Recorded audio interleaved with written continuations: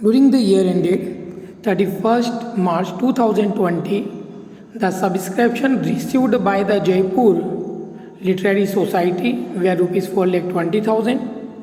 The subscription include rupees 14,000 received for year ended 31st March 2018. On 31st March 2020, subscription due but not received were rupees 10,000. What amount should be credited to the income and expenditure account for the year ended 31st March 2020 as a subscription? आपको ये बताना question में कि income and expenditure account के अंदर subscription कहाँ पर और कितना अमाउंट वहाँ पर लिखा जाएगा। तो इनकम एंड एक्सपेंडिचर अकाउंट में जो सब्सक्रिप्शन आएगा, आप या तो इनकम एंड एक्सपेंडिचर अकाउंट बना लीजिए और इनकम की साइड में लिख लीजिए, या फिर इस तरीके से कैलकुलेशन कर सकते हैं कि कैलकुलेशन ऑफ सब्सक्रिप्शन इनकम।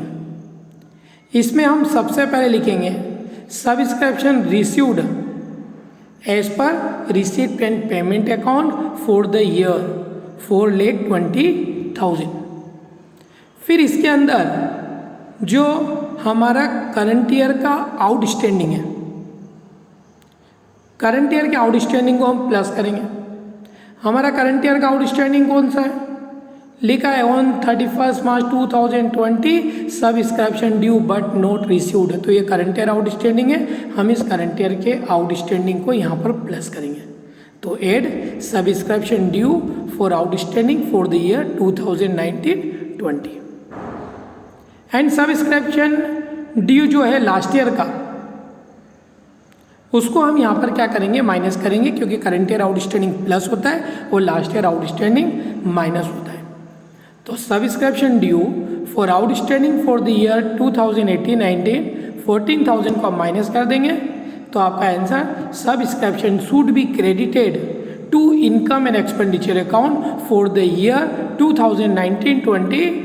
यहाँ पर आ जाएगा आपका टोटल है 4,16,000। कितना आ जाएगा एक बार, 4,16,000।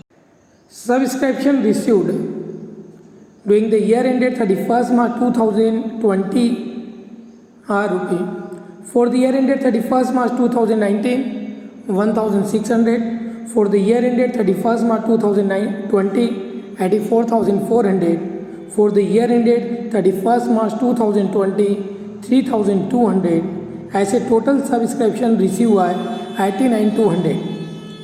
There are 450 members each paying an annual subscription of rupees 200.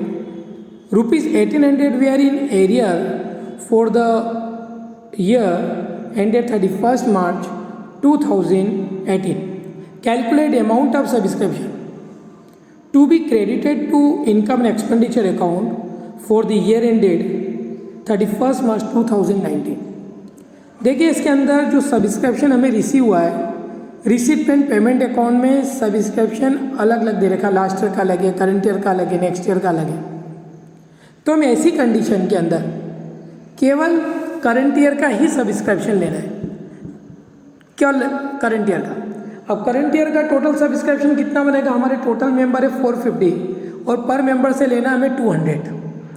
तो 450 में 200 का इंटू कर दीजिएगा, तो करंट ईयर का जो सब्सक्रिप्शन है वो 90,000 है, जिसमें से 84,400 तो रिसीव हो गया। तो जो डिफरेंस है वो हमारा आउटस्टैंडिंग सब्सक्रिप्शन करंट ईयर का होगा।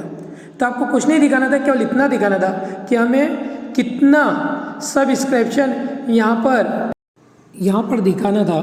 तो इनकम एंड एक्सपेंडिचर अकाउंट के अंदर टोटल सब्सक्रिप्शन हमारे करंट ईयर के मेंबर 450 थे, 200 से हमारे 90,000 रुपीज़ यहाँ सब्सक्रिप्शन आ गया।